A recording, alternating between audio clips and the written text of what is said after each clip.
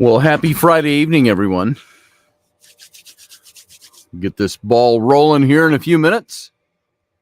As we're getting all set up, I've got my audio is recording, and we need to very quickly link into the studio line. And anybody sitting out there that's new to the show, as you know, this is the preamble for the first about 4 minutes. We're just getting set up. Show doesn't start till 4 minutes and 25 seconds after the hour. So I see a bunch of you out there already. Welcome for a Friday night. How come you're not all out doing stuff? You're in listening to radio. But that's okay. I'm okay with it. All right, I'm going to link us up to the... Oh, sure, now I got the echo. See, I keep forgetting I got to do that. So I got to plug in my headset, which is on the rump side of my computer screen. So I got to turn this. Hang on a second. I can find... I'm looking for the hole. It's back there somewhere.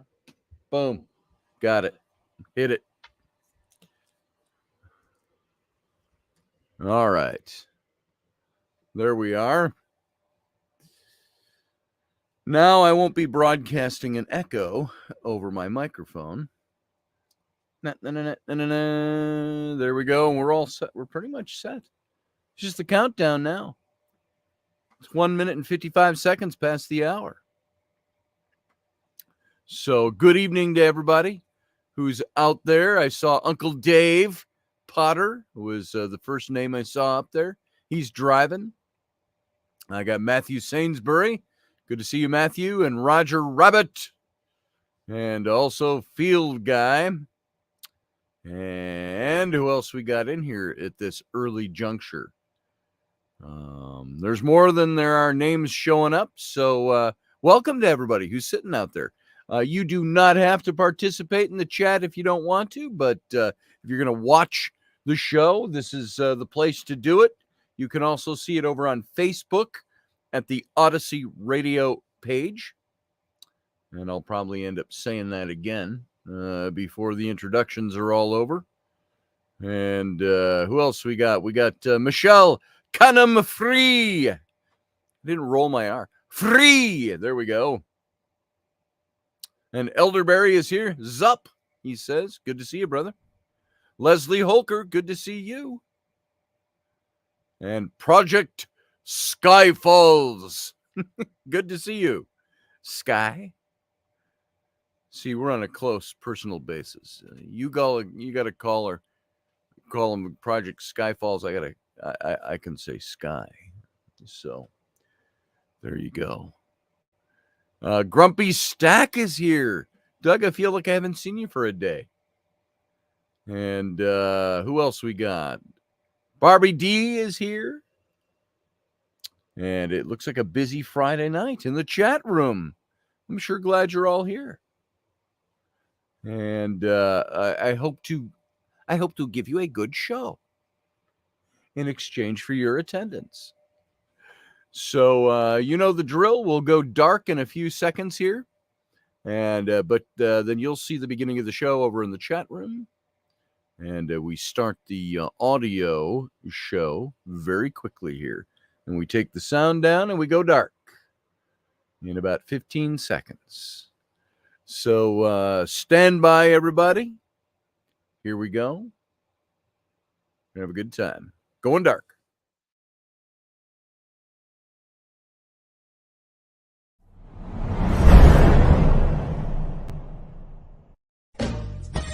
Are you looking for a really awesome and amazing graphic designer? How about an illustrator or a photographer? This is Rainey Roberts, and I wanted to tell you how you can get my designer, illustrator husband, Scotty Roberts, to work for you on your project.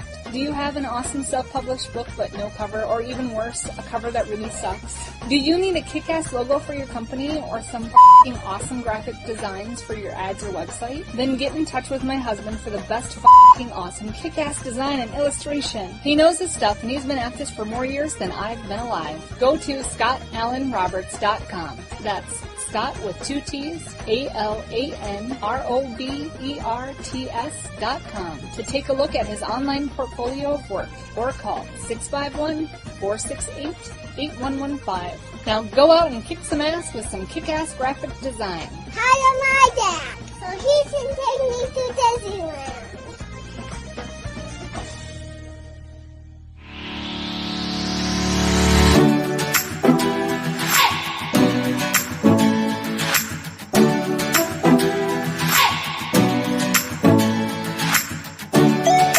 You're listening to the Intrepid radio program with Scotty Roberts.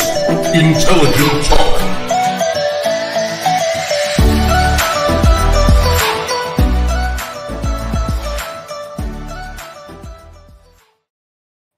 All right, gang, welcome to the program. It's Friday evening. This is me, your host, Scotty Roberts. You're listening to the Intrepid radio program in case you had any doubts of where the hell you were. And we're playing, of course, live in audio only over on the radio station. That is Odyssey Radio, ODYSY radio.com. Go on over to Odyssey Radio, check it out, see all the shows that are lining up. And you can also catch this show in archive every day the next day. You'll hear just the audio over at Odyssey Radio. You can also see this show in full living color. And not that there's lots and lots to see unless I have guests on and we have different faces, but you can see the inside of my studio, sometimes my raging children that will walk through the studio and make noise despite knowing they're not supposed to. And you can see us all over on the Facebook Odyssey Radio page. That's facebook.com/Odyssey Radio. And you can come on over to where most of you congregate to watch the video. Congregate. Boy, that almost denotes some kind of congregating in a spiritual or religious sense. So that makes me feel good, the burgeoning cult leader that I am. And so come on over to my YouTube channel. That's youtube.com/Mr. Scotty Roberts. Well, you can get there. It's Scotty Roberts, but I must have set up Mr. Scotty Roberts because that'll get you here too. But just Scotty Roberts. And if you are not subscribed to the channel, go and hit the subscribe button. You'll get announcements of this show and anything else that goes on here, like last night. When I was on Coast to Coast last night, I just threw up a quick video. We couldn't patch his show in, but you could see my side of it, and some of us were in here chatting between 2 a.m. and 4 a.m. this morning. That wasn't even last night. That was still this morning yet. And it's so special things like that. And also, if you look down below the window in the YouTube, you'll see a button that says Join. If you click that, you'll see 3 ways to join this channel. And we'll leave it there. You can go look at that at your leisure.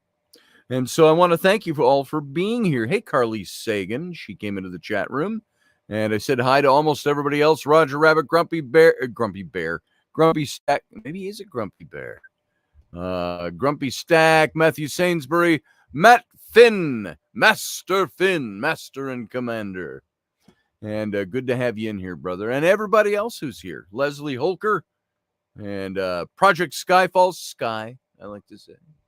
And everybody else who's over there. So if you guys are, Aaron Barker, good to see you. Glad that you're here.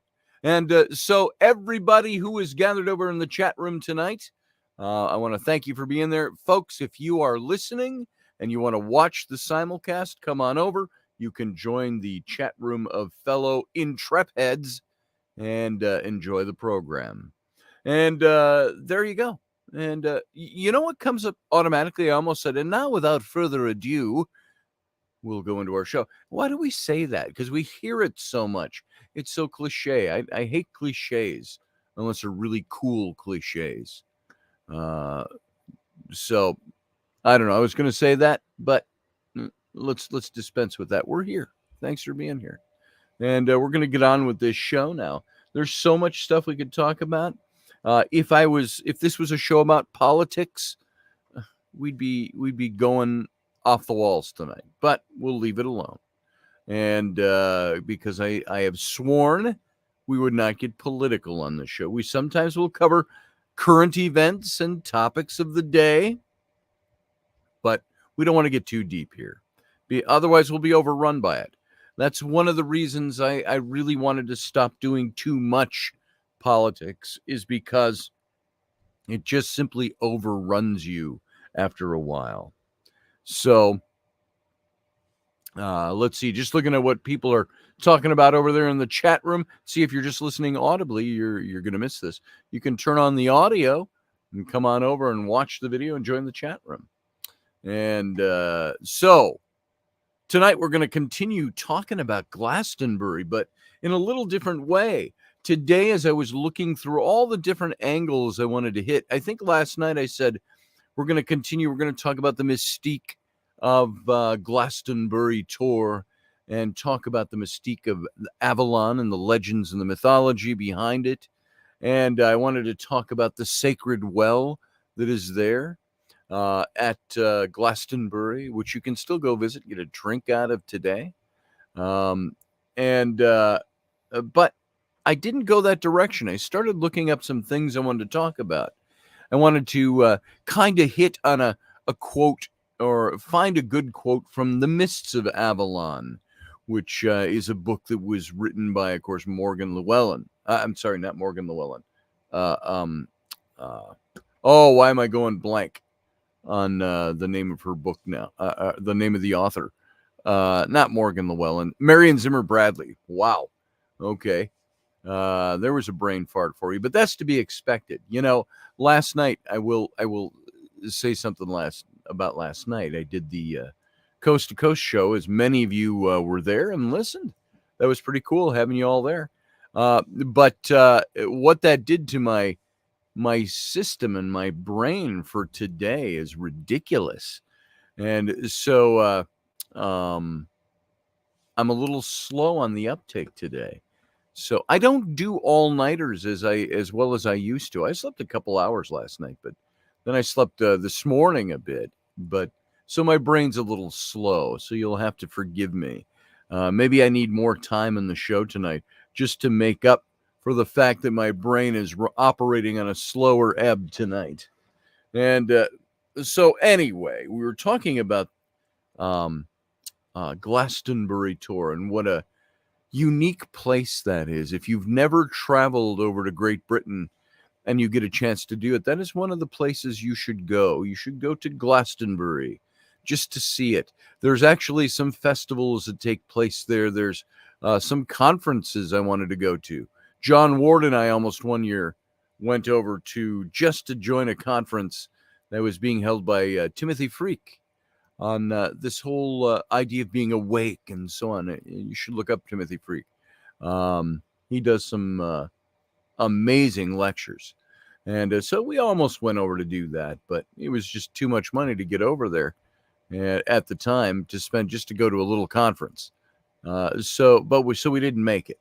But if you ever get a chance to go over, there's so much to do over there and so much to see. And there's so much mystique around Glastonbury. There's something very spiritual about the place. Now, I don't know if that's what's been made of it because of all that's been done there over the years, or if that is something that has been acquired over the years, or if that is a place where there is a certain spiritual value there. Now, it's interesting that when I was first at Glastonbury tour, and you go through parts of the pasture, you get off the track there, and it wasn't built up. It's not a big touristy. The town is kind of touristy, but going to Glastonbury tour, it wasn't like entering a big tourist location to see something. You go through a little gate by a fence, and there's some bushes and shrubbery. And you go around that, and then there's the tour, and you can start walking up the path to get to the top. And there was a little plaque buried in the, and I've mentioned this before on the show, a little brass plaque about this big, maybe a foot long by not quite as tall. And it gave you just a little engraved on this brass plaque, which was all weathered and tarnished. And it was half covered with the bushes. You had to push the bushes back to see it. And it mentioned that this is Glastonbury Tor, the Church of St. Michael stood on the top in such and such a century. And but then it said it's purported to be the gateway to the netherworld. And I thought that was very interesting that an official plaque would say that. And so, as you know, in the legends, the Isle of Avalon is what is now Glastonbury Tor.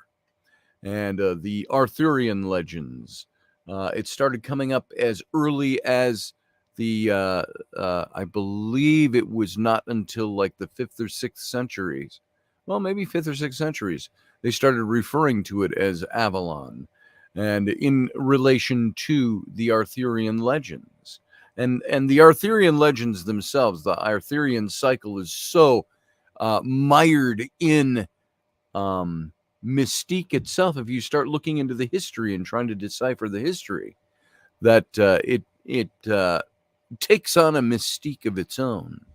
But what I wanted to talk about with this tonight, and maybe we should start a little bit for those of you who didn't see it last night. And I'm sorry if you're on the radio over at Odyssey Radio and just listening to the audio, you'll miss some of the visuals here. And I'm going to throw up a couple of pictures. I'm going to share my screen because I'm going to show you a couple of things here. That are some pictures of Glastonbury Tor, just in case you missed them last night. And some people had never been there. They'd never even heard of Glastonbury Tor. And so what I'm going to do now is just take a couple of minutes here to show you some of the photos of the place. And it's a little town. It's in Somerset, England. And I'm going to go over here and share my screen so you can see a couple of pictures with me of the place that we're talking about. So here we go. I'm going to share my screen. Boom, boom. Here we go. Bang.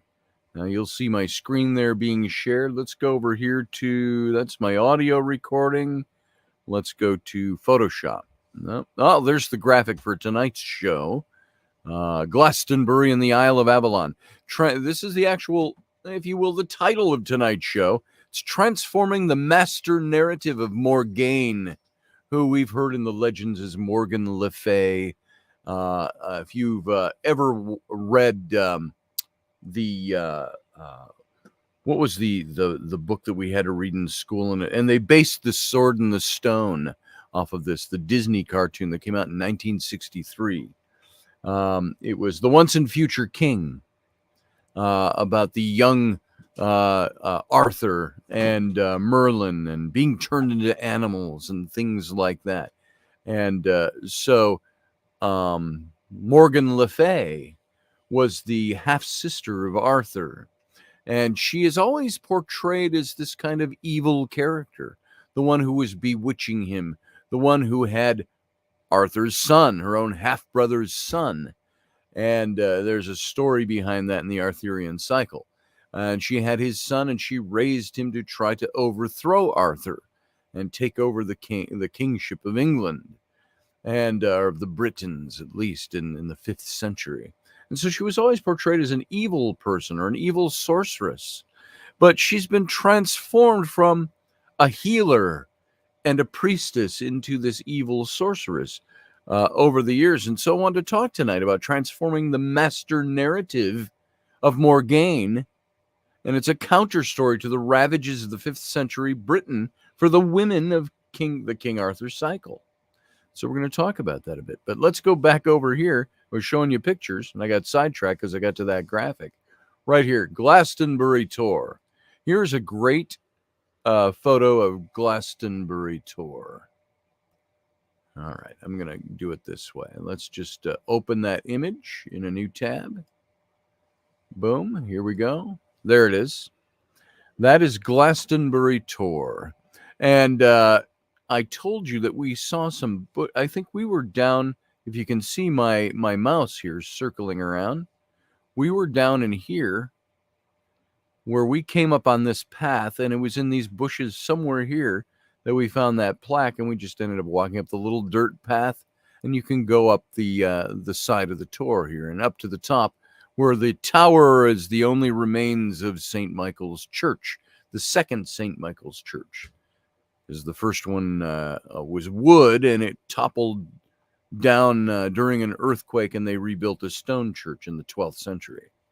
So this is Glastonbury Tor, and it's got the rings of the.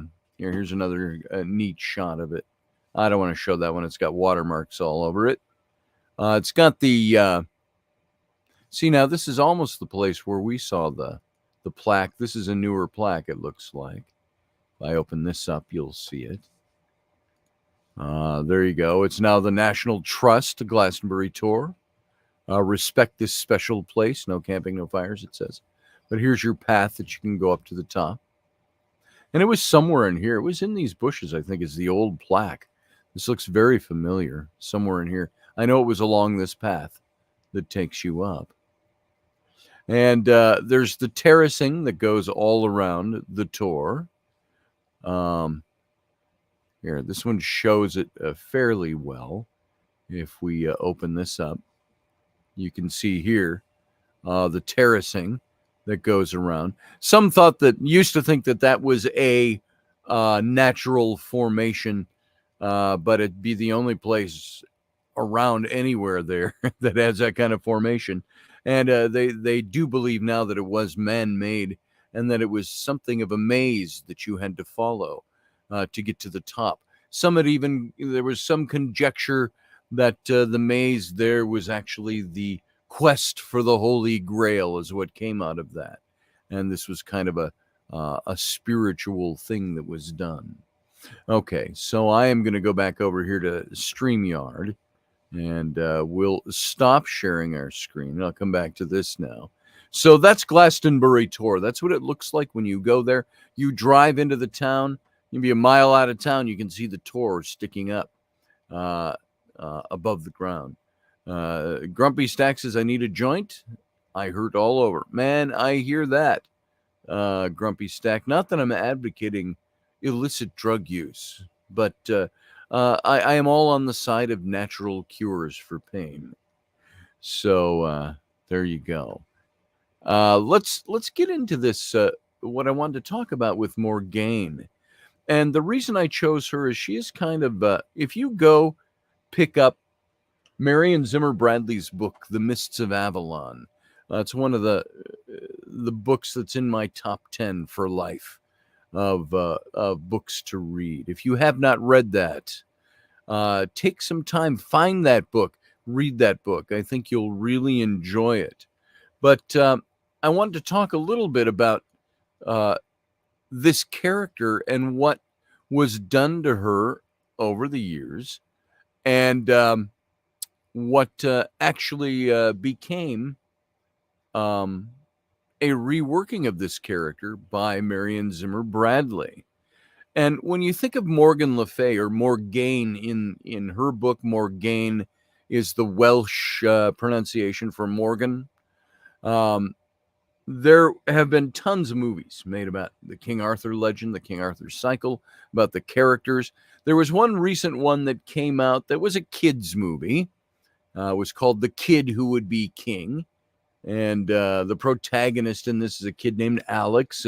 He thinks he's just an ordinary schoolboy until he stumbles upon the Excalibur sword.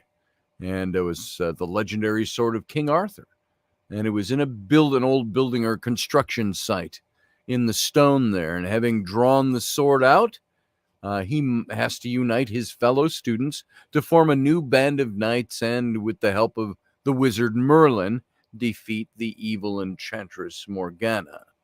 Morgana is just another version of the name, but Morgana. She's also called Morgaine from the Welsh, or Morgan.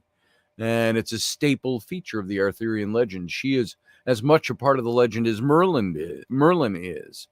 And her relationship to Arthur varies from legend to legend and version to version when you read them. But usually she's introduced as Arthur's half-sister, the daughter of his mother, Igraine, and her first husband, Gorlois, the Duke of Cornwall. So she's a little older than Arthur, and she's Uther, according to the legends. Arthur's father seduces Igraine, Gorlois' wife. She's the mother of Morgaine or Morgana or Morgan Le Fay, and she then gives birth to Arthur. So Arthur's the half-sister of Morgaine. That's how you mostly see her in the legends. And Gorlois is the Duke of Cornwall. And this is where you have Tintagel. If you've never heard of that place, down in Cornwall in England, we'll cover that another time. The stony outcrop, these cliffs overlooking the sea, with old ruins on them, which date far later than the 5th century or when Arthur would have existed. Until recently, they have found some ruins there that date back into Roman Britain, which is very interesting. We'll talk about that another night. But in English depictions of the 14th and the 15th century, such as Thomas Mallory's Le Morte d'Arthur or Sir Gawain in the Green Knight, Morgan Le Fay often lurks at the fringes of the Arthurian court, and she's plotting his downfall. So in Le Morte d'Arthur, she steals Excalibur and gives it to her lover, AVALON, and intending that they would overthrow King Arthur and rule in his place. So she's an evil witch in a lot of the stories. And thwarting the scheme, Arthur recovers the sword, but she steals its magical scabbard, which has healing properties, and indirectly contributing to Arthur's fatal wounding in his final battle. Now, Morgan also conspires against Arthur's queen, Guinevere. We're very familiar with her and her name. And sometimes because they're rivals for the love of Arthur's most important knight, Sir Lancelot. And so in Sir Gawain and the Green Knight, she sends the Green Knight into Arthur's court in the hopes that the Queen Guinevere will be frightened to death. And but in earlier tellings of the Arthurian story, Morgan can be a far more benevolent figure. In Geoffrey of Monmouth's Vita Merlini, it was composed in the 12th century. Morgan is actually described as the most beautiful of 9 sisters who rule Avalon. And you think that Marion Zimmer Bradley was original in her making her story about the priestesses of Avalon. Well, that story goes way back to the 12th century, is where that's mentioned, and probably much further back than that. And Marion Zimmer Bradley also did a lot of historical research in her book. Well, Morgan is described as the most beautiful of these 9 sisters, and after Arthur she is wounded in battle, the Battle of Camlan, he's brought to her for healing. And far from plotting his downfall, she promises that she can heal him. And so often linked to various supernatural female characters of Celtic mythology, Morgan is also called Morgan Le Fay, which just simply means the fairy, and hinting at otherworldly origins for her character. Yet in late medieval depictions, she's more associated with evil ambition and sexual immorality than she is with the healing powers or the otherworldly origins of the Fae. And so it comes down to this thing of woman and witchcraft. And why is there this shift in the portrayal of Morgan Le Fay? In the late medieval period, magic increasingly became associated with witchcraft. I mean, good magic. Now remember, even the Bible itself has one word for witch, when there are 9 words for witch interpreted into translated into one word in the English.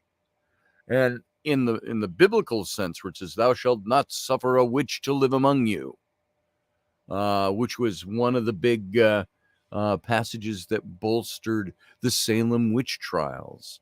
And a lot of the putting to death of witches. "Thou shalt not suffer a witch to live," is the verse.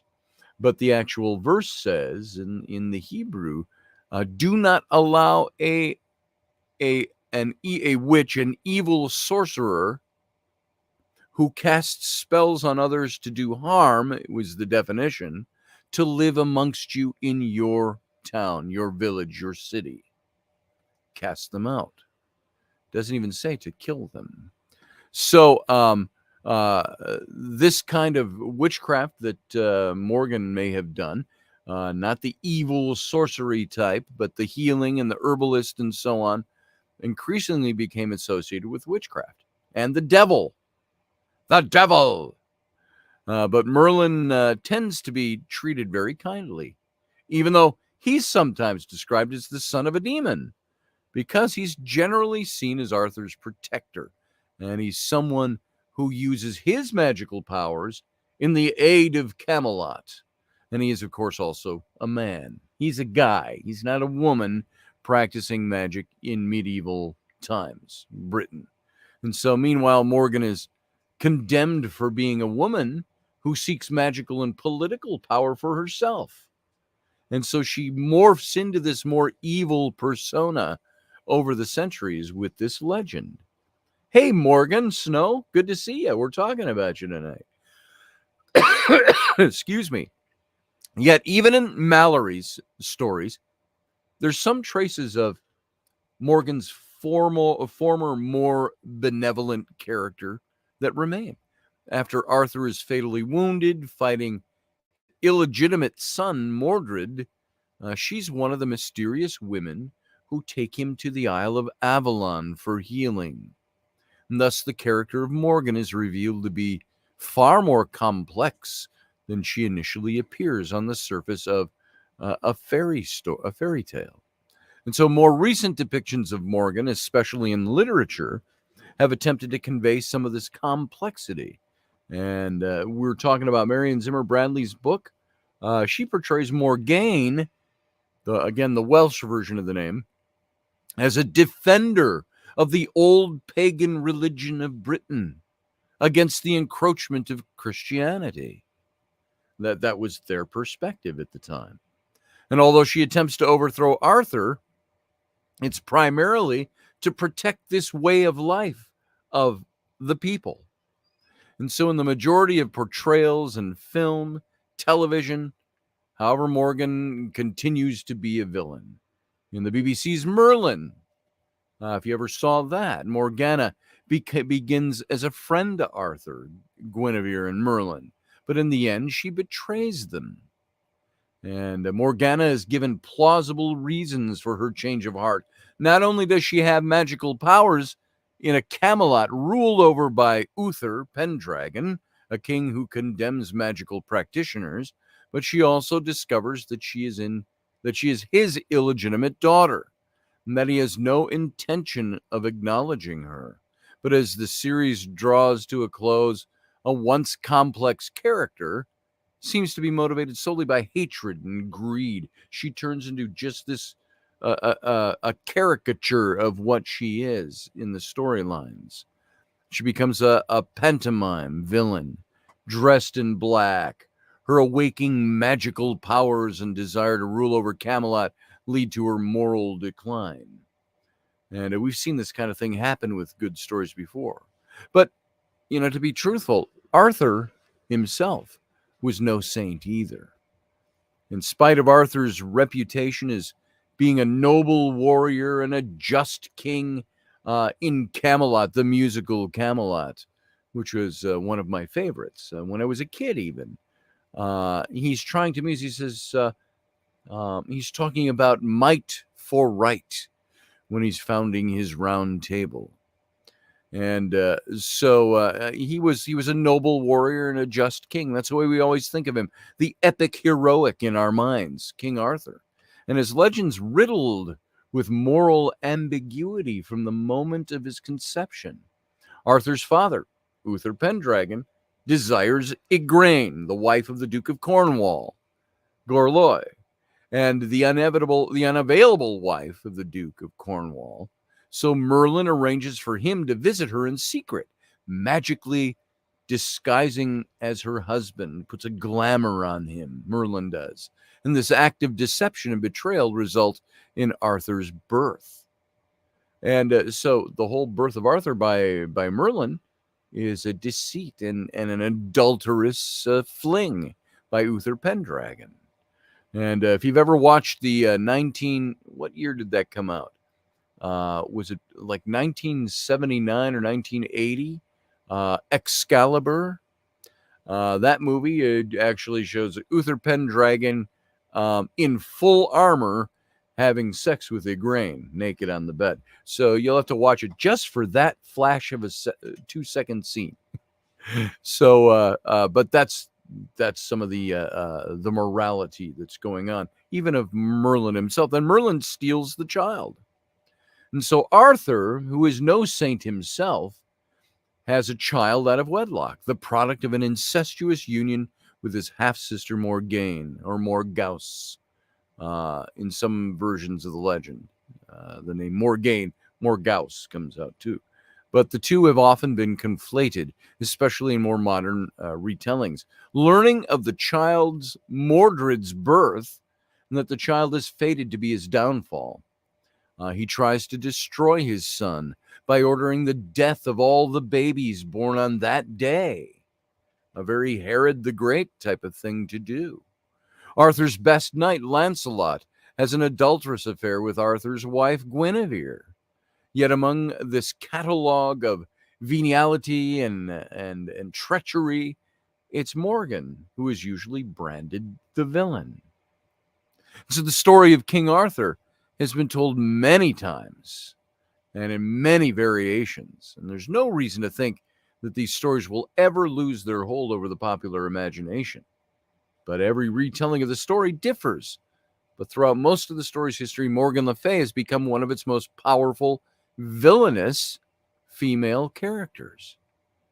Yet increasingly, she's seen not only as abusing what power she had, but also as being hungry for more power, lusting for power, and making her one of the story's greatest villains because she doesn't support Arthur and his ideals of Camelot. Well, why should we assume that Arthur's Camelot deserves her support anyway? In the 21st century, should a woman be considered evil because she desires power for herself?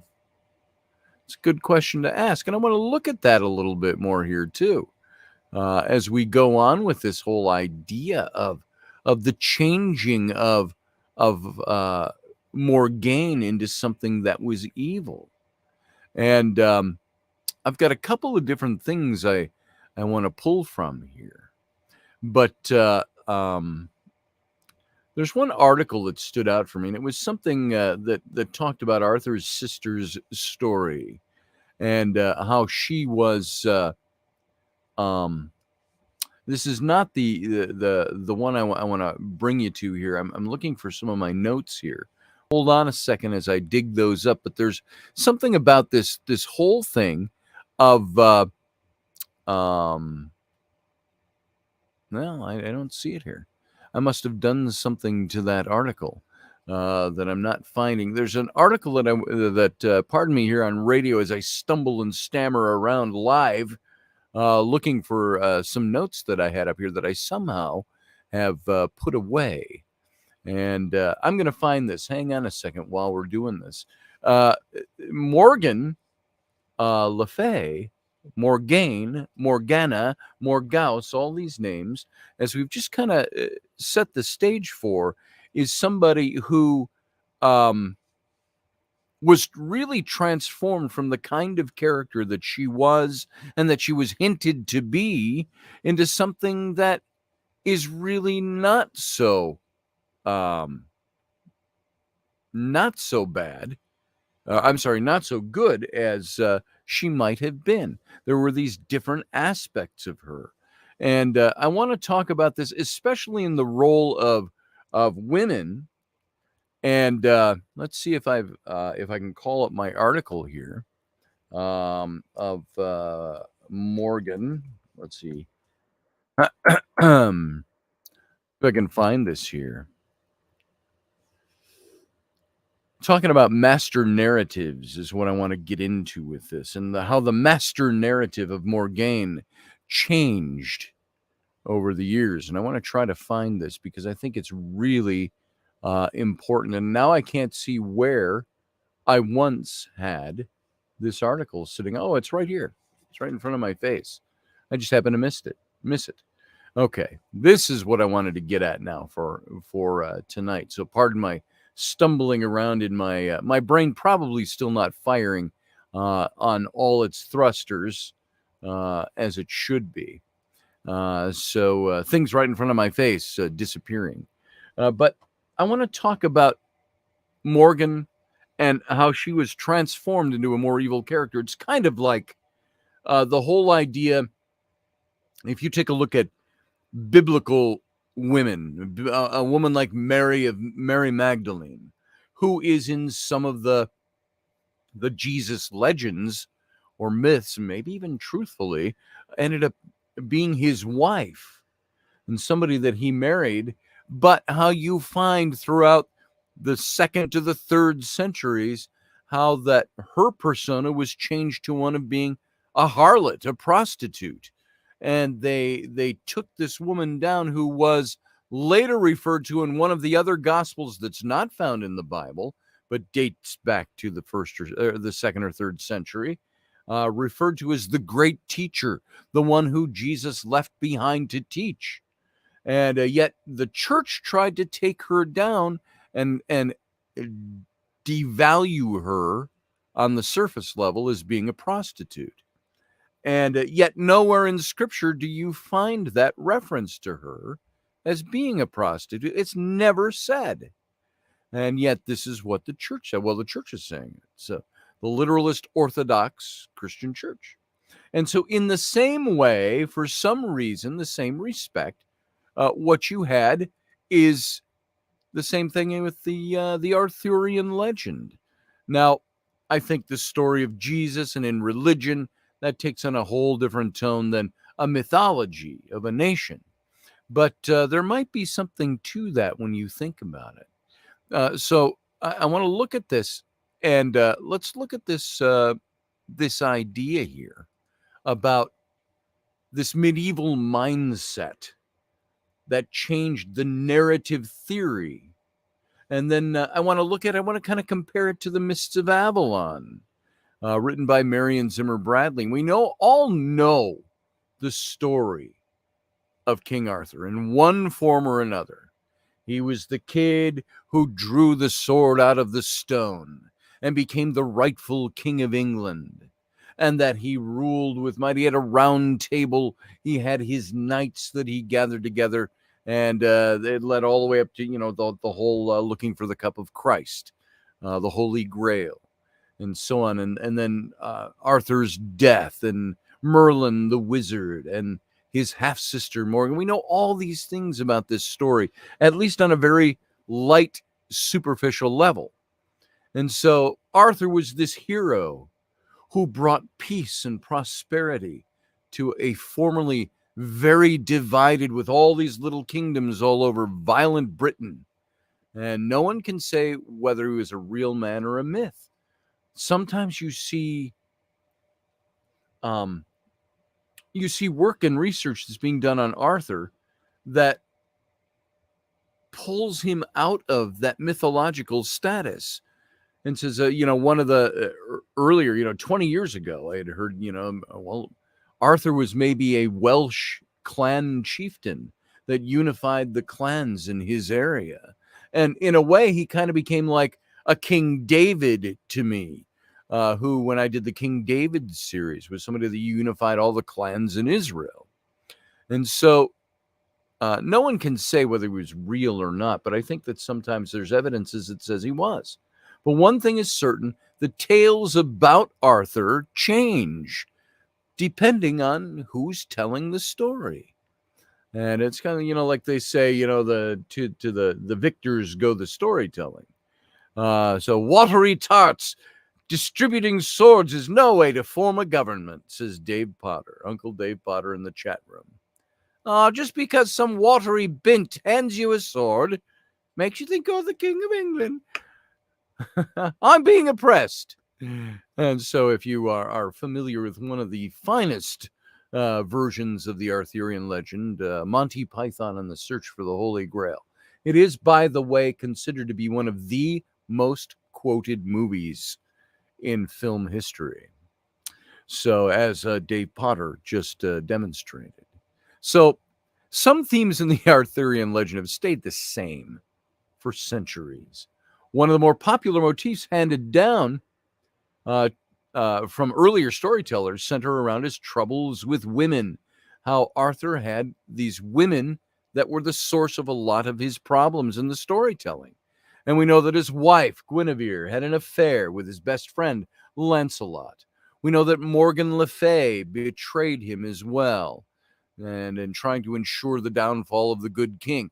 And these betrayals are so embedded in the consciousness of Western society that they could be deemed master narratives of the Arthurian cycle. Those well-known stories that help us make sense of ourselves and our world. According to philosopher Hilde Lindemann Nelson, they consist of stock plots and really readily recognizable character types. And they function as this shorthand for understanding people and how they work, especially groups of people. For example, the idea of the dumb blonde, math is hard, is very familiar to us in the West. And that stereotype serves to explain the putative, vapid tendencies displayed by women possessed of light hair. Brianna Learman excluded from that, of course. She's over in our chat room. Master narratives need not be true to be widely accepted or even just repeated by people. So Guinevere and Morgan or Morgaus or Morgaine, we'll use Morgaine. I like the Welsh version because I'm Welsh. Guinevere and Morgaine are specific forms of a wider narrative familiar to us. Women as temptress. And I was going to make a quip, but I don't think I will. I'm just going to move on. I was going to, temptress. And so either women are unwitting accomplices in evil, which Guinevere is often accused of. Her very womanliness is blamed for his seduction. Or they intentionally destroy men, as Morgan did by seducing Arthur, giving birth to Mordred, who eventually ended Arthur's reign and his life. So master narratives is what we're looking at. A master narrative can be used to oppress certain groups of people. Nelson says in her book, Damaged Identities, Narrative Repair, when the story portrays a group as unable or unwilling to make moral decisions, the woman as temptress motif functions in this way, reinforcing the patriarchal value that women are less morally capable than men.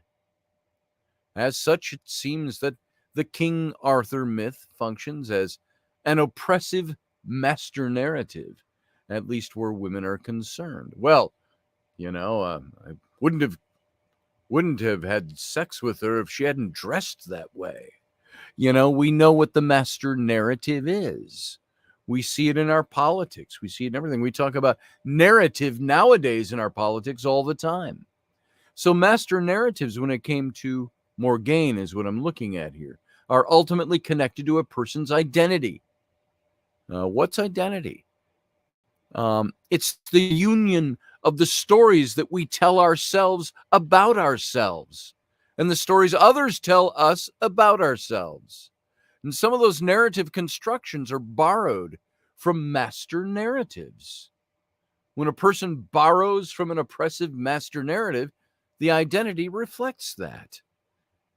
Here's an example. If part of a woman's identity consists of the woman as temptress motif, in the case that she is raped, she may come to believe that she brought it on herself, because in the master narrative, women are temptresses.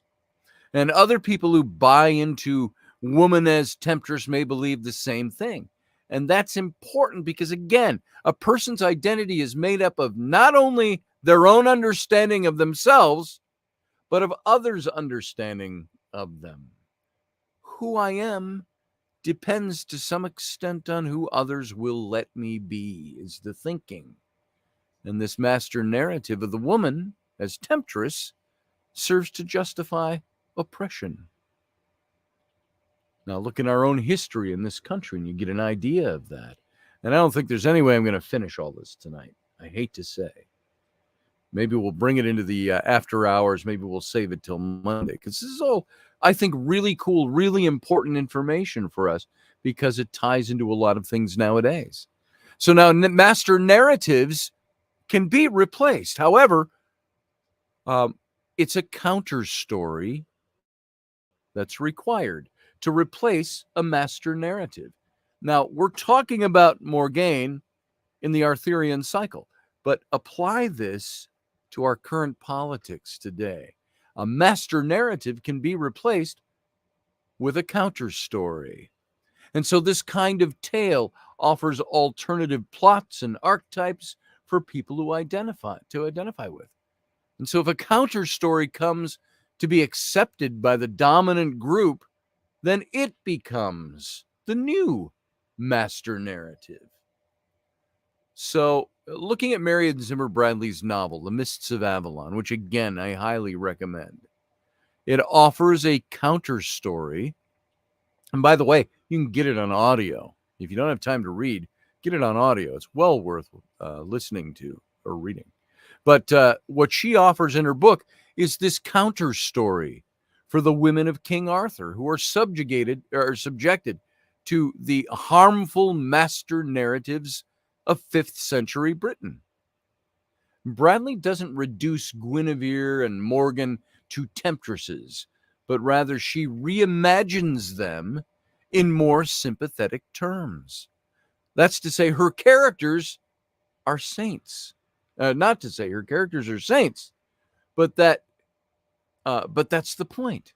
By giving the woman characters a voice in their narrative, she humanizes them. In doing so, she offers a counter story to the oppressive woman as temptress master narrative that had been applied for centuries to these characters. Now, I'm talking in voice like this is important to mythology. And it is in a sense because our mythology guides who we are. It's also important in our politics. I see there's a Sarah here. Hey, Sarah, whichever Sarah is here, welcome. I don't see you in the chat room, but welcome to the chat room. It's a name I haven't seen for a while in the chat room, so I'm saying hey.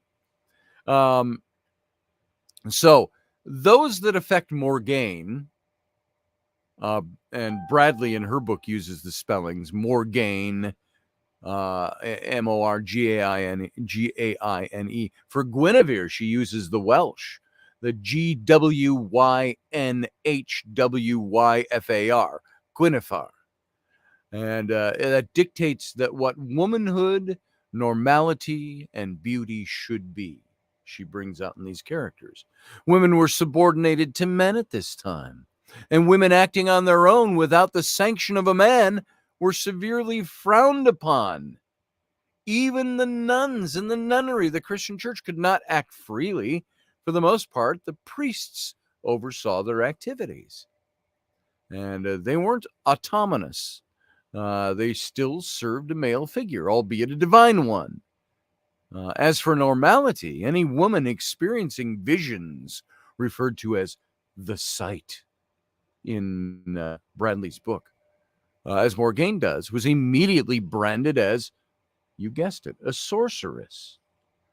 That was the narrative placed upon her. And we're down to less than 2 minutes left of this show. And man, there's so much information here I want to go through. I think we'll have to hold off until Monday with this, believe it or not.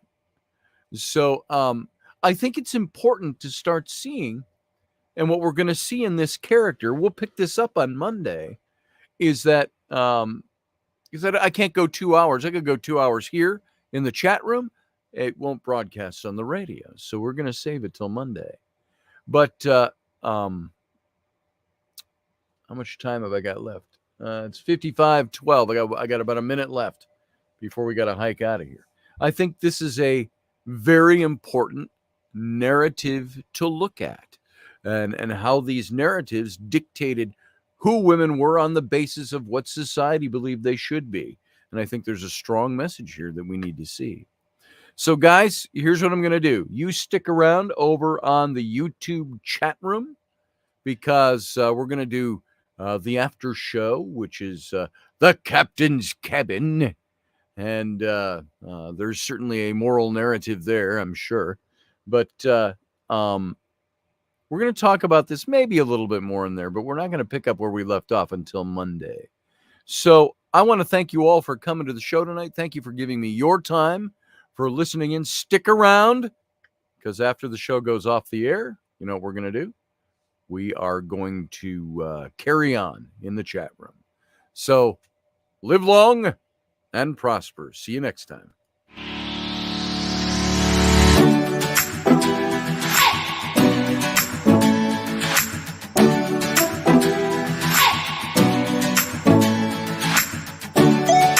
You're listening to the Intrepid radio program with Scotty Roberts. Intelligent talk.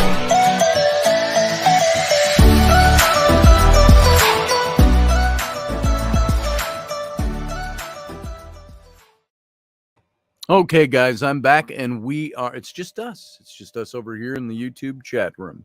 And I want to thank you for sticking around if you want to talk a little bit more. And let's talk about this. Let's see what your thoughts are on this. Here, I've got to go over and turn off the audio recording for the archive for the radio station. And I also have to go over here and make sure that we are off of the link up to the radio station. There, we're all off. Here, I got to turn the computer a little bit and unplug my headset. So I don't like wearing the headset unless I absolutely have to have it. So, what do you guys think of that? 5th century women in Britain. I said that backwards. Women in 5th century Britain weren't treated very well. There's a different narrative that was going on.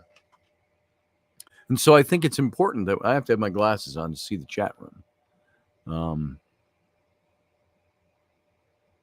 I hope you're excited for the second part of this. I am. So, we dropped a bunch of viewers. You guys, you can stick around if you want. We're going to stick around and chat. If you want to call in, by the way, let me get that here. If you're still sticking around, you want to call into the show. What's left of it now, and in the excuse me, just the YouTube version of the show. There, I just pasted it into the chat room in YouTube. Well, it should show up in both the chat rooms.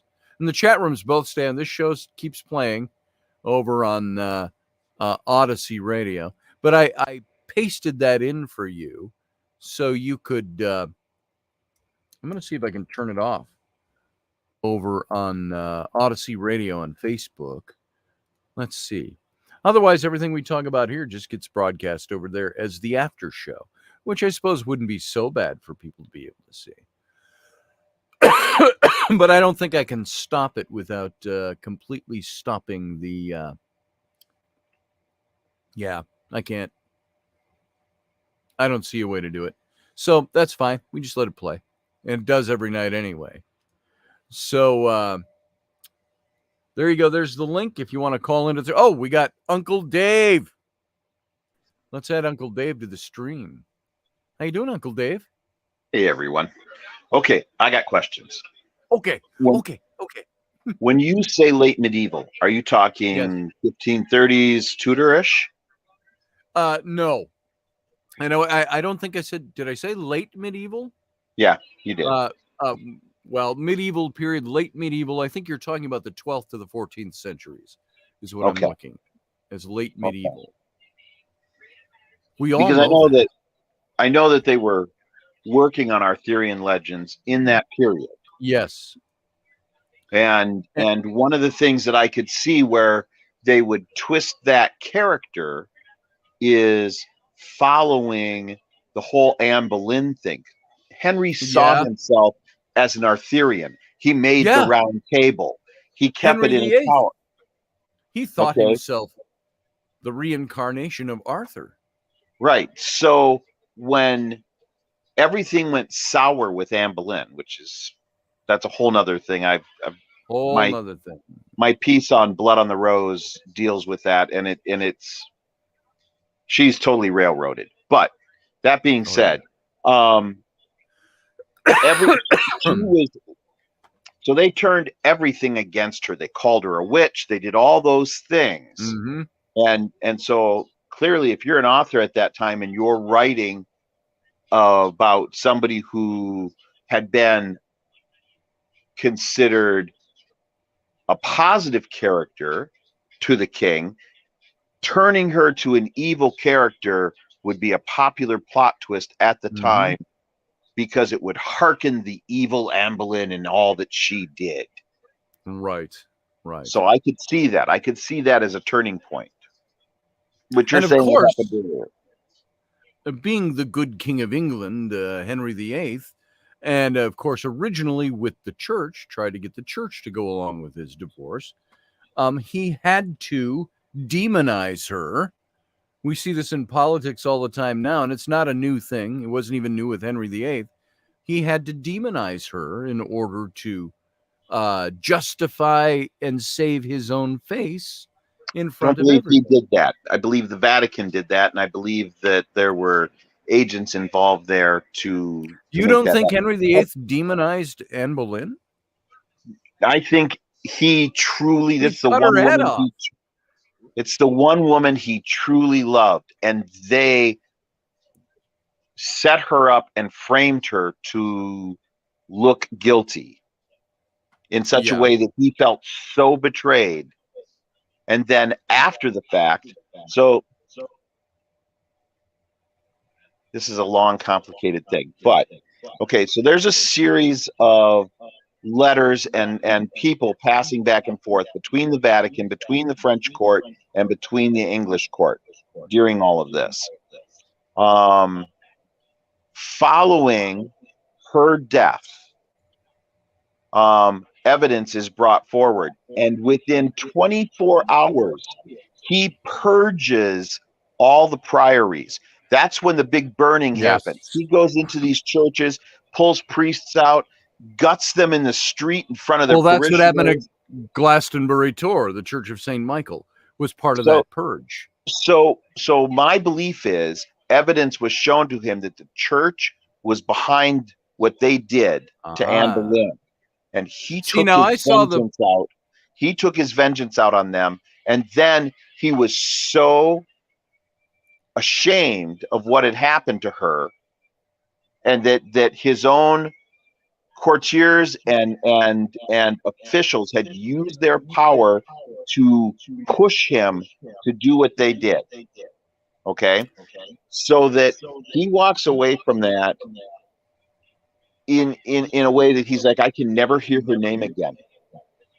Okay, and banishes the use of her name, even to her family, to mention her in his presence.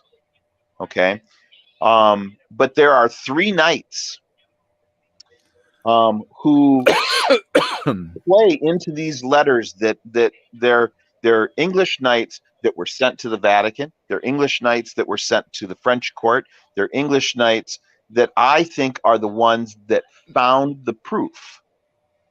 Okay, and following the purging, they are all made earls. That's a huge jump from landless knight to earldom. To an earl, yeah.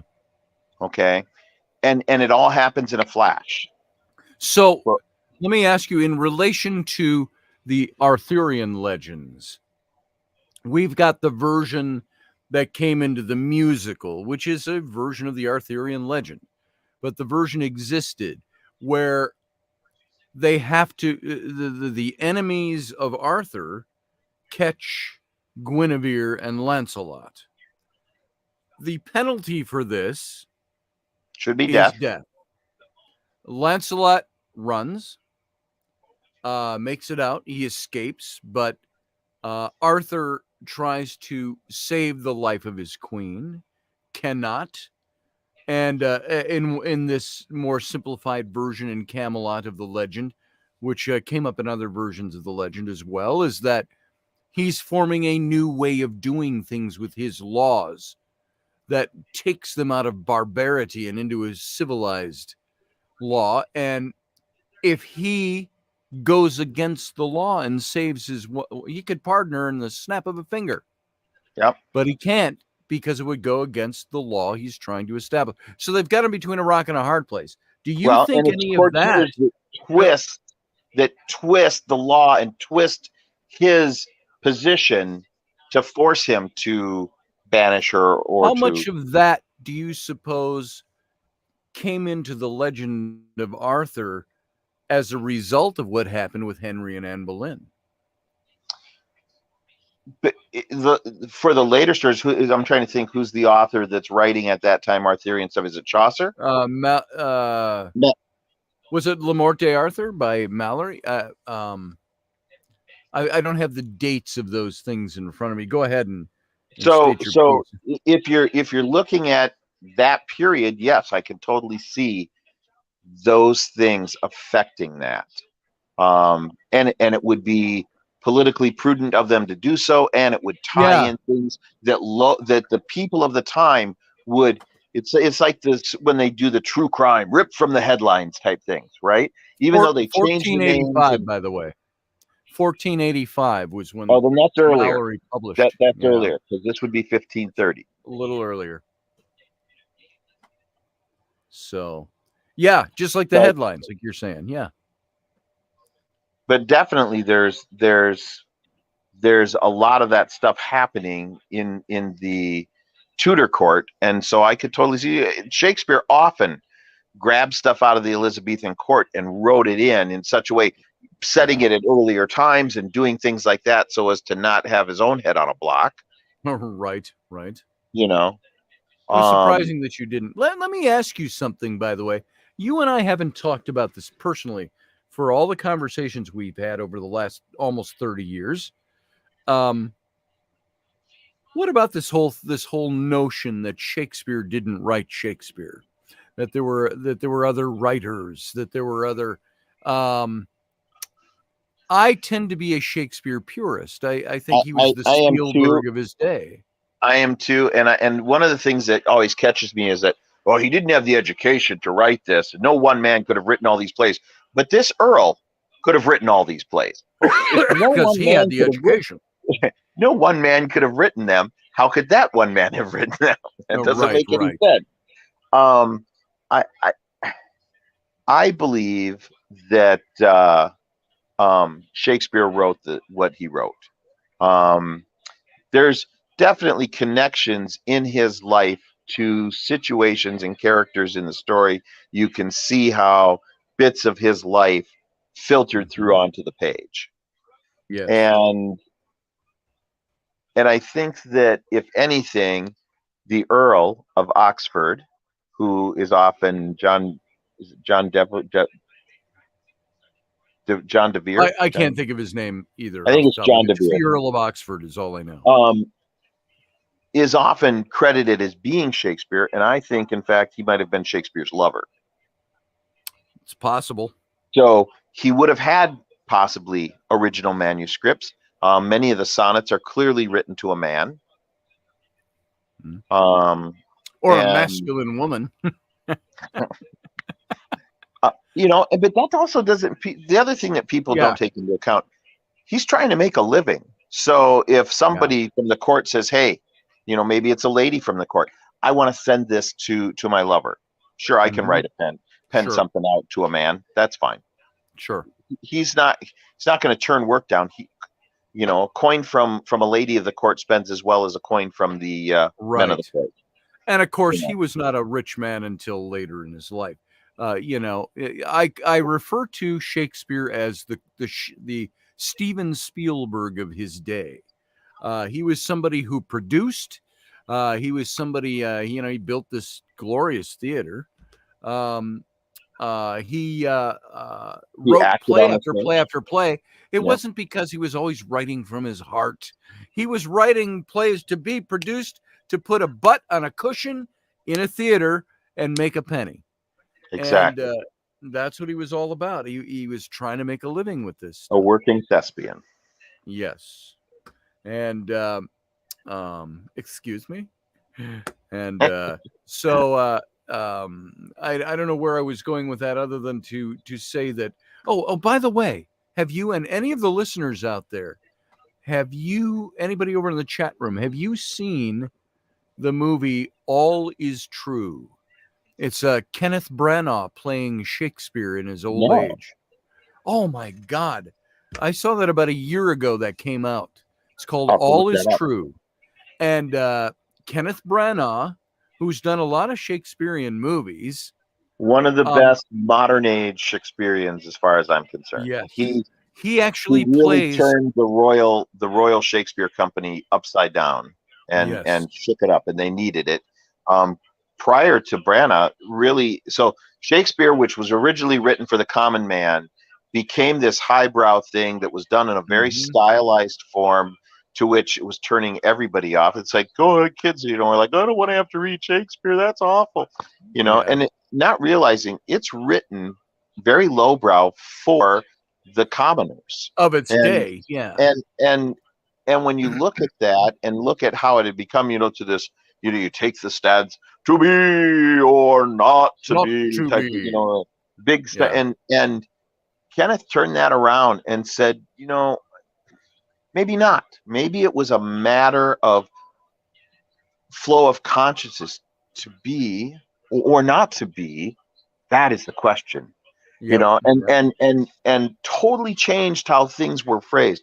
Ray Fiennes has a brilliant take on that speech.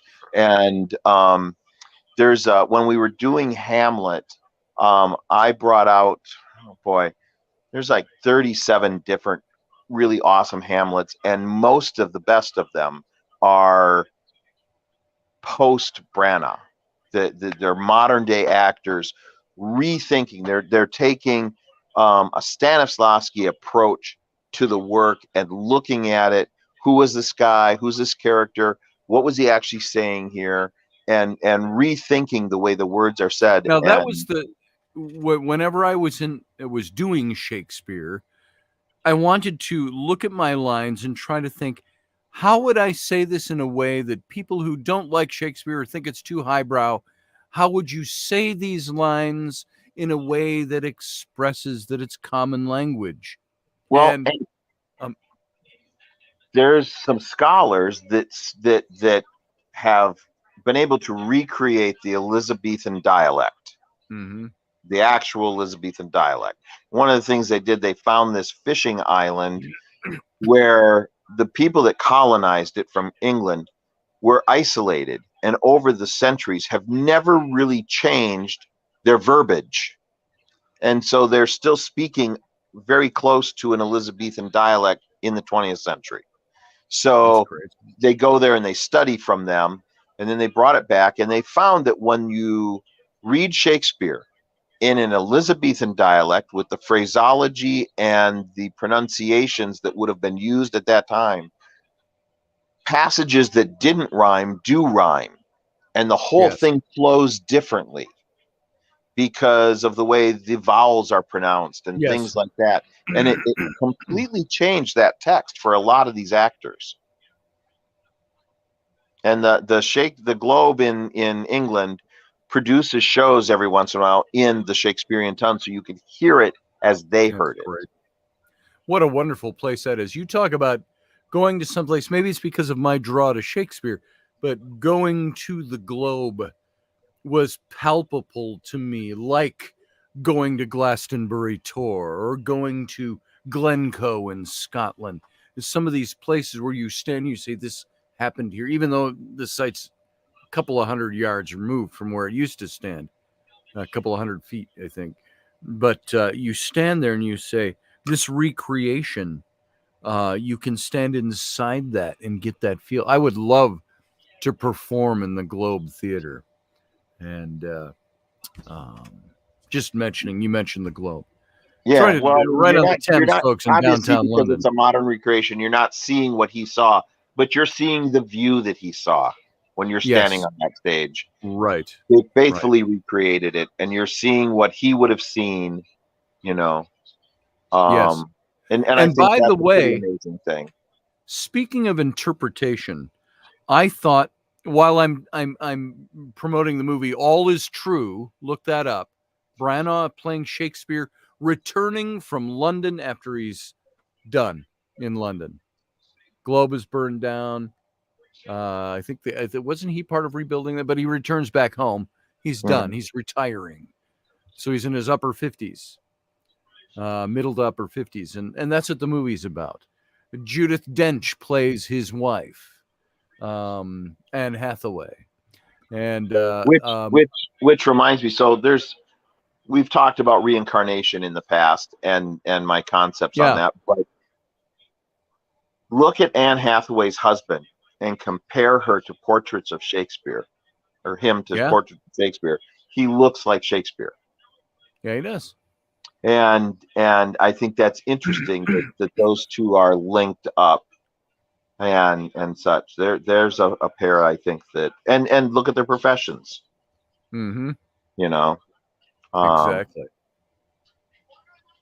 But another movie I was going to mention, one you and I are very familiar with because it's older now.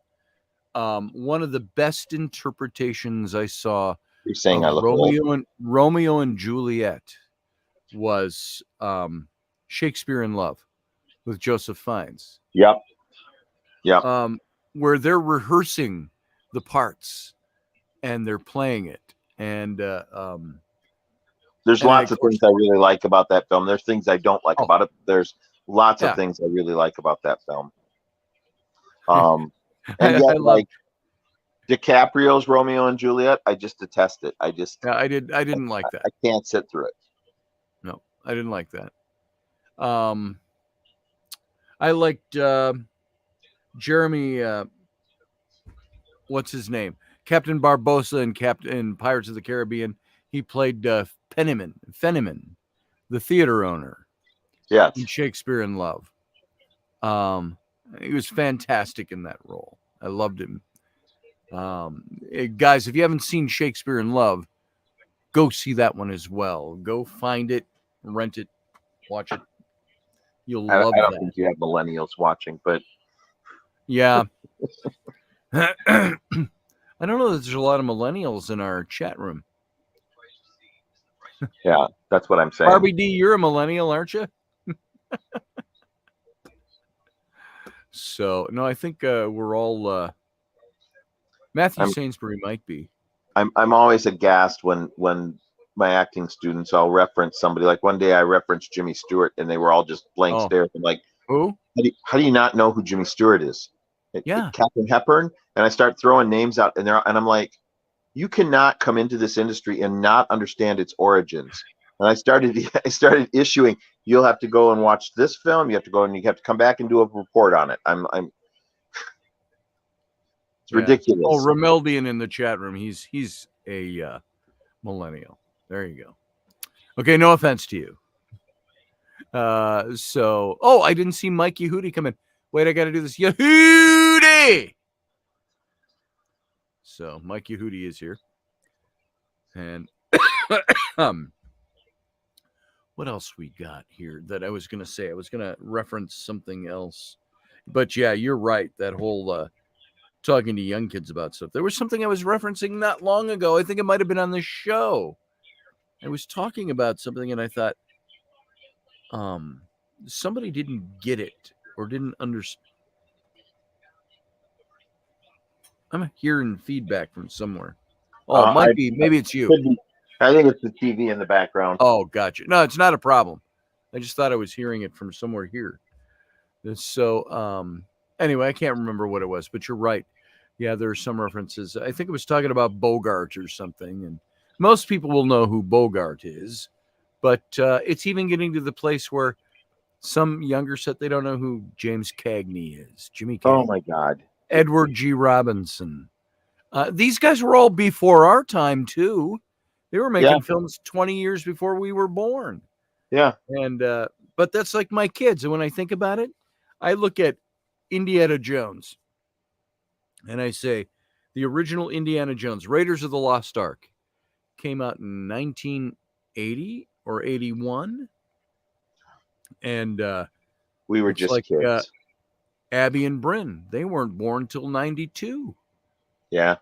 10 years later. My other kids now, Ellie born 7 years ago. You look at this and I go, oh, the movies my mom grew up with, you know, James Dean in the 50s, his two movies. And all the people that she grew up with and the actors she grew up with are now all like what the movies I grew up with in my college era. Star Wars, of course, those are kept alive in different ways. Indiana Jones, the same. But a lot of the movies I watch are just as old, if not older, than the movies I grew up that my mom was watching. Like the original Robin Hood with Errol Flynn. That's what year one of did the that best come out? Robin Hoods. 1938. That come out in 31? 38. So that Olivia came out in Havilland was 18 when she did it. Yes. Does she look like an 18-year-old to you? Nope. In that, what's the deal? 18, and I looked. We were talking just the other day about Bacall.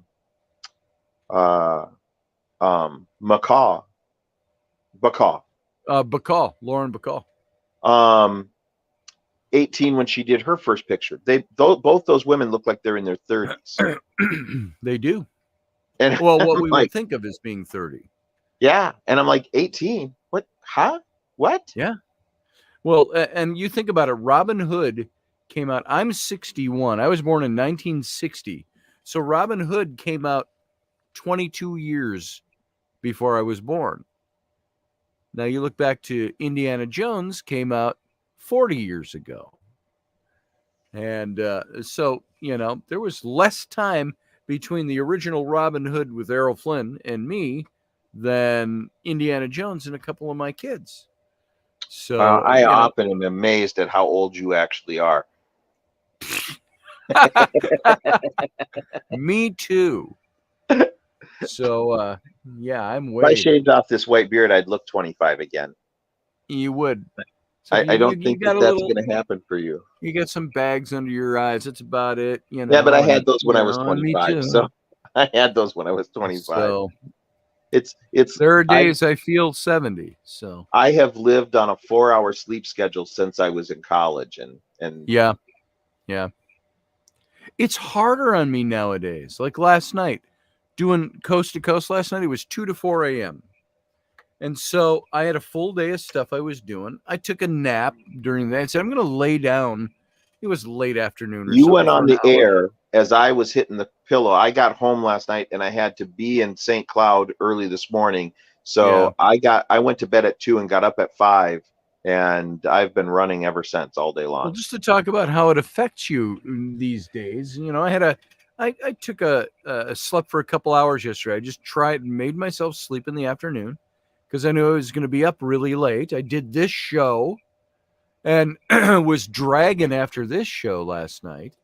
And I said, I'm going to go lay down. I went and laid down I think I got up at 1:15 is what I set my alarm for. But I probably went to sleep around 11:30, quarter to 12.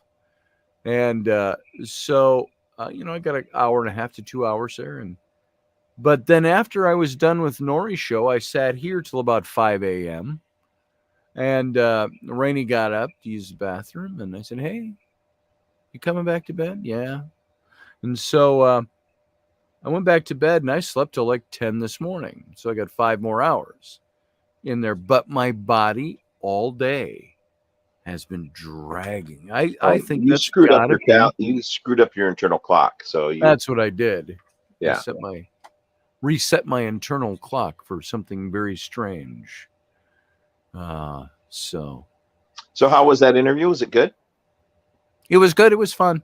It How's was George nothing doing? you haven't heard, or none of our listeners here haven't heard How's before. George doing? But he's I haven't doing all listened right. to him in the longest He's time. doing all right. He actually sounded a little older to me last night. But he was there through the whole thing. He got all the nuances, and I threw some things back on him, and he's, oh, yeah, of course, and this and that and that and that. I mean, he was right there on top of it all. He's a professional. I spent the afternoon with Scott Walters. Oh, nice. I Yeah. haven't seen him for a while. Yeah, we had a great discussion. We were talking about a whole bunch of Templar stuff.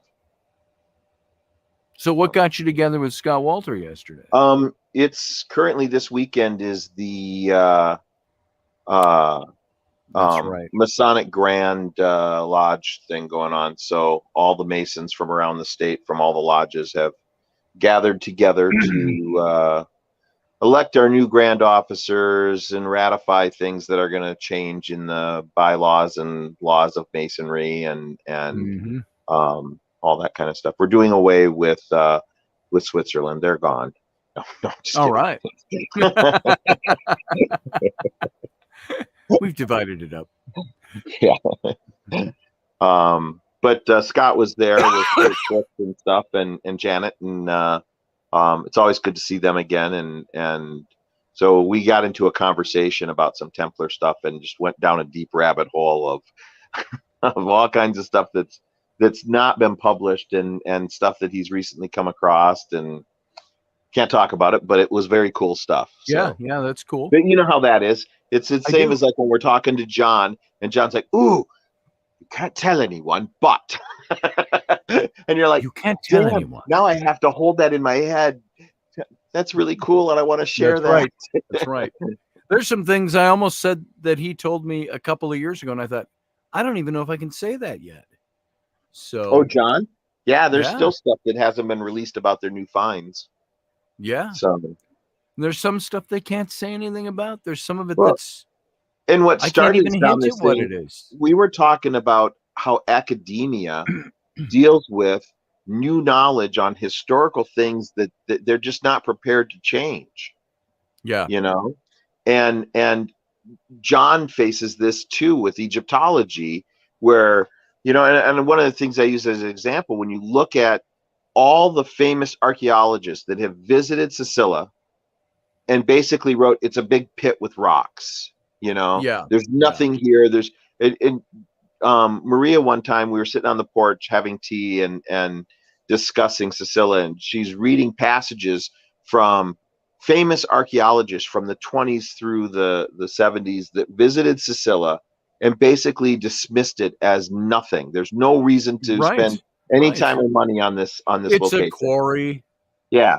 And then Maria's finding all this graffiti and all this stuff from the quarry workers, and they're finding out a lot more about who cut the stones and what they were doing and all that. And who was coming in and saying, we need a load of these kind of stones, or we need, so they're just finding all this information. And meanwhile, John keeps looking at this rubble pile and saying, that's more than a rubble pile. It has shape and form. There's something else there. That's not just a pile of rubble. And they didn't have the wherewithal or the ability, because of the way their permits are structured, to just go and dig it. And then Maria ends up getting sick, and they've got all these diggers on the site, and they can't use them because she has to be overseeing them. Yep. Digging what's there. And so she says, take the diggers and dig in your rock pile while I'm recovering, so that they're not wasting their time. So they do that, and what do they find? They find a tomb under this pile of rock that no one's ever seen before. Yep. And of course, you've got all these famous Egyptologists that for decades said there's nothing here, and they were standing on that rubble pile looking around saying there's nothing here. And Scott and I were talking with the Templar stuff, and with the talking about like when he first discovered the hooked X on the rune stone and such. It's amazing how quick scientists are to say, Nope, that differs from what I think. I don't want to hear it. I don't want to hear it. And it's like, well, Exactly. isn't the whole concept of science is you run with a theory as long as the evidence supports it, and then when new evidence comes through, you reevaluate, Yes. adjust the theory, and move on forward. Isn't that how Yes. science is supposed to work? And yet the academia, no matter what the subject is afraid to look at new evidence, and I just don't get it. I Yeah. just don't get Yeah. it. Same. All of my research into Moses and Egyptology, the Yep. things that change. I've always said, look, I am 98% certain because, and I use that figure flippantly because I say there's that 2% chance I'm wrong, and then I'll have to shift everything. And so John points out that that's a much broader number, but I'm just pointing out what John said. It's just like John used to say, your theory on Senenmut is so intriguing, like a fairy tale. You know, it's amusing. I love Johnny. Yeah, me too. So anyway, I think I'm going to start rolling this up pretty soon. Yeah. We've only gone a half an hour. It always feels longer. I always So look at the clock and I've got to ask you. couple Let's go hours. back to Morgan Le Fay and Arthur. So Yeah. Clearly, you're in the camp that he's post-Roman Britain. Arthur? Yeah. I think he's remnant of Roman Britain, which extended up into really almost the 500s. Yep. So, yep. Roman Britain, first century BC to about the 5th century AD. So then when they're referring to the dragons and all this, that, and the other thing, are they not thinking, are they not really referring to the Druids and the Celts? Because like you look at when Saint Patrick casts the snakes out of Ireland, what he's casting out is the Druids. Yeah, the Druids and the pagan folk. So if they think of them as snakes or reptiles, could they not be the dragons or such? And I've always thought that Merlin was a Druid, that whoever Arthur was, he had befriended this Druid who was his sage, if you will, for his court. Well, and according to some of the older Arthurian legends, it was Merlin that took him away and put him in hiding as a child and had him tutored and would have known him for much longer. I think Merlin was a protector of the old ways of Britain. Well, and also there's another. So you have the Lady of the Lake who receives Excalibur. Her arm comes out of the water and holds Excalibur up for Arthur. So of the lake, Lance de Locke. So could the Lady of the Lake be Lancelot's wife? She is she's the sister to who's the pure one? The pure knight. Gawain. Percival. Correct. And she is often put out as his sister. And she falls in love with Lancelot, and the marriage is arranged because it takes him away from Guinevere. Yes. Could she not be the Lady of the Lake? Well, that's what I know. Marion Zimmer Bradley really played that up. Is that she was the high priestess of Avalon, which was the island in the lake, and it made her the Lady of the Lake. Her sister or her the woman before her, I can't think of what her name was, who was the high priestess of the lake, the high priestess of Avalon. So I think Lady of the Lake was a title as opposed to a watery bint, that Watery threw the talk, sword. cursing swords is no way to form a government.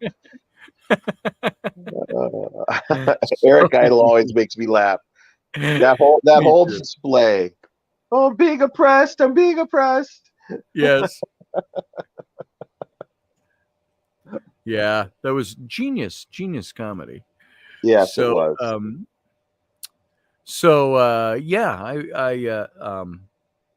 I think there's a lot to that. I got another thought going on in my head. That's why I'm stammering a bit. But when I went to Glastonbury, which is really kind of on your way to Bath, once you get past Stonehenge, as you're going down into the I've got a southwest, closet on my way to the bath. I don't know what you're talking about. But I've got a closet. There's a chifforobe on the way to my bath. So you've got Stonehenge, and you start going down into the West Country, and you get to Bath, Roman Bath, and you get to Avesbury is down in there, and with the big stone circles that go, the whole little village is set right in the middle of these huge stone circles, and then you've got Somerset country there, the Lake District, and Glastonbury just up to the north of that. And so it's all in that area. You start getting into that region and you start feeling very Arthurian. You start feeling very pagan. You feel the mystique of the area. Now, either that's something that comes because we've taught ourselves to feel that. It would be like me when I was studying Bible so much. To have gone to Israel would have been, I probably would have had that same feeling. I still would, going to Israel today. Going to Egypt gave me some of that as well. There's that mystique. Other people stepping there would go, pyramid. And, let's go eat. And so I think there's a great mystique there. Especially at Glastonbury, as Jeff Shilkin, you know him. mm-hmm. I was on that trip with Jeff and Nate Westover, and Samantha, and we went on that trip back in 2005, and we pull in through Glastonbury, and Jeff's looking around. He's going, "Oh man," he says, "You're building up Glastonbury." He says, "This is like a Wiccan ghetto." I said, "Yeah, you're pretty much." So it's a wonderful place. I would love to take a trip with our listeners and people and put a trip together for all of us to go visit some places like this. Oh, there's some really cool alleys in Edinburgh. Oh yeah. So, and it's it's not a bad drive. All this stuff. So. Hire a bus, line up accommodations, and get as many listeners of this show that would like to come along. Cap it off at, we can only take about 15 of you. You start getting more than 15 people, it's hard to do some of those trips. It'd be great if John and Maria could come with too. Yeah, I would love that. I'd love to do another trip to Egypt with John and Maria. Yeah, see, that just doesn't hold anything for me. But Egypt? Yeah, not in this lifetime. Yeah, that's interesting. I know. I know. There's certain places that draw me, but that ain't one of them. That's interesting. I would spend my time in Italy. I would spend my time in France, and I would spend my time in England. And it's like, yeah. What about Israel? Does Israel do anything for you? Is there a draw there at all? No, there isn't really. Well, so Jerusalem, because of the Templar holdings and stuff. It was really funny when John was talking about flying me out to be the cook for their expedition. Yeah. And to chef for them. And I said, "Oh, John," I said, "I can see it now. There would be screaming and knives would be pulled and blood would be splattering and people would be shouting Allah and all this." He goes, You don't have to worry about terrorists. I said, I'm just talking about me. I haven't even gotten Yeah. Yeah. Nice. Nice. I said, Hey, I think Romeldian, it we would be might plan dangerous. it. We'll have to see. I said, I think it So, would be dangerous. Though life on the boat on the Nile does yes, look very enticing.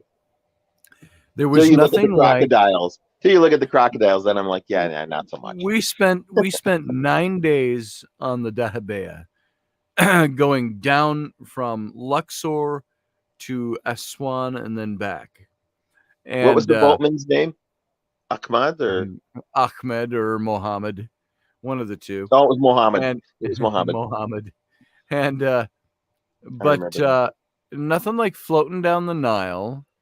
And we had some really quiet days where we didn't have much planned. Today we'll just be on the boat. And John and I cranked out Tenacious D tunes. So picture the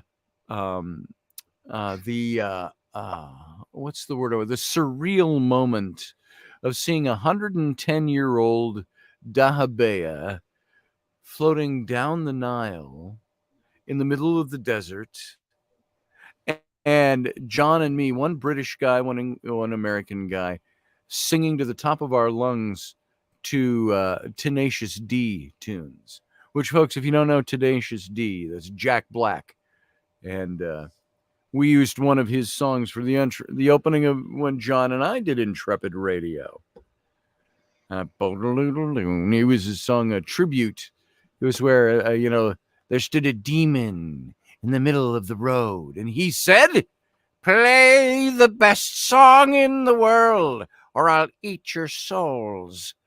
So I looked at my brother Kyle, and there's riffs going in the back. And we looked at each other and said, "Okay." and he says, and this isn't, we don't remember the words, but it was something like this. And then it said, so what we used in the opening of the show was after they played their riff, whatever it was for the demon. And it said like this, I'm trying to remember where we picked up the song. And so the demon stood there and the beast was stunned. Whip crack went his whippy tail. And the beast was done. He said, "Be you angels?" We said, "Nay, we are but men. Rock." That was the entrance to our show. Yeah. The intro to our show. "Be you angels? No, we are but men. Rock." So, anyway. Yeah, it would be good, and especially if we could get John to come with because he's got connections to Tony Robinson. Maybe we could have Tony Robinson come out and like meet at a site and have him walk us through it or something. That would be very amazing. Cool. I would love to go tour places in if England. If he doesn't hold Tony it against Robinson. John that he almost drowned him, but yeah. You got to watch the episode they filmed there, folks. So John almost drowns Tony. Poor man. Sir Tony now. Yes. So I've got some feelers out to him. I had wanted him to see if I could get him to write the foreword for The Sword and the Clay. Because they've done so much Roman archaeology in Britain. Yeah. So, but the Time Team that's an amazing thing. 20 seasons of that. I know. And they've got a new season. Crazy. They got new people on it now. Yeah, I was watching. They put together an online thing to try and bring the show back. Tony's not written off. Tony has said that he could be enticed to come back. Sure. This is something where when they first started doing it, and Tony was doing stuff like worst jobs of the Middle Ages and things like that, and as a young man, and shortly after Blackadder, and they pulled him. I'm sure the BBC pulled him because of the Baldric character, because Baldric was doing all these worst jobs, and says, "Oh, you'd be great at this. It'll be fun," and so he got to make actual Wattle and Daub, and stuff, with Yeah, dung yeah, and urine and stuff. And he's like, yeah. this is lovely. and Yes. got to be a piss boy for a day and see what the piss boy did, and just all that kind of stuff. Eventually he moved on to these other time teams and things like this, and has become sort of the BBC's official. If you're talking history, you got to have Tony Go to involved. Tony Robinson, yeah. Yeah. And he's got a And new series out now on the history of Britain, yep. brand new. And Well, and he's done several of these walking I history mentioned it things. about a week ago. Maybe it was you and I talking. He did that show, several episodes of walking through Great Walking through Britain. history, yeah, or whatever, yeah, and so they pick a subject and he walks along and talks about, yeah, it's just brilliant. It's just Yeah. it's and who'd have thought 20 years ago? I mean, in fact, I was watching one of the things where they were talking towards the end of the 20th season about how the show came together, but this concept that they went to BBC and said, hey, we're going to do this archaeological show, and we'll pick a site and we'll go in there for 3 days and we'll dig holes and then we'll tell you about Yeah. it. And 3 days. Scintillating television. Let's do it. Yes. And Yeah, they it's pretty really cool. changed because they were doing archaeological shows prior to that, but they weren't doing it this way. And they just made it fun and made it educational and got kids involved. And it just really sparked archaeology in Great Britain. Well, you can go to a History Hit TV, and Yes. you can subscribe to that for watching. Anyway, Or you can find it on you know how YouTube you can as tell I'm well. getting tired? My eyes get squintier. This is what my eyes have been doing for like the last half an hour. So yeah, I want you to relay a story. So when you guys were on that trip with Jeff and everybody, you stopped at a castle and you met somebody who was an archaeologist. Oh, Anthony. But just talk about West? I want to say West, Anthony West. Talk about the weirdness of how that just came together, because that was just the happenstance of you guys being there and the day he was there. And it was a castle. I don't even remember the name of the castle. I think it was RAG something. It was right on the Welsh border. And it was a morning. It was like a Saturday morning. And we got up. We go, where are we going to go today? Well, let's just go up toward Wales. And so we hopped in the car and we were driving up toward Wales. And there's this castle off over there. We're like, let's go there. Raglan Castle, Raglan. And so we went in and there were no cars there, no nothing. And there was a little trailer, like a mobile home outside that was the shop. And we drove up, we walked over there and they were open. There were a couple of people in there and they said, yes, we're open. Come on in.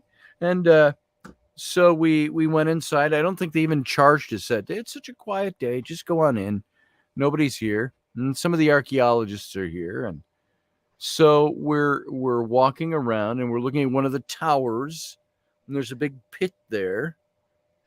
And there's an archaeologist down in the pit. And we're looking down in the pit and he's talking to us up. And we got to talking and he came up and there's nobody at the castle. So we had the archaeologist with the English Trust. The archaeologist for Wales. And he personally walked us through the whole castle, the whole grounds and everything. I mean, it was amazing. It was the most awesome thing. He and Nate, our friend Nate that was with us, they hit it off pretty well. And they kept in touch over the years. So now that trip was, 17 years ago. Wowzers. That's crazy. And the best part of the trip was Jeff's wife, Samantha. You remember Samantha. Samantha was gorgeous. There was one day, Nate and I, they had the room at the bed and breakfast together. And Nate and I always got to share a room, so we were keeping costs down. And so we're sitting on the bed, and Jeff comes storming into the room, and he goes, "Guys, come here. You got to see this. You have got to see this." And he's going like this. He's like a little kid. Come on, come on, come on. Down the hall. And he stands us outside the door to his room, and he peeks in, and he goes, "Okay." And he takes the door like this, and he opens the door for us. And there is standing Samantha, naked, except she had on a thong underpants with the little Superman symbol, at the top on the backside, and her back was to the door. And Samantha, by the way, folks, was absolutely gorgeous. She was an Angelina Jolie type and body type and all of that. And so she's standing there naked, and she's just kind of looking over her shoulder at us. And Jeff goes, "There." We go, "That's what you called us here for?" And he goes, "Yeah, I want you to see what I get to sleep with tonight." And we're like, Nate and I look at each other. We're like, "Thanks. We could overtake him." And we're like, "Thank you, Samantha. We appreciate that. We'll see you for breakfast." And so Nate and I went back to our room. We're sitting on a double, a full-size bed. We're sleeping. We're sitting there together on the bed, and we're watching TV. And he kind of looks at me, and I kind of look at him, and we go, "Well, this is really anticlimactic, isn't it?"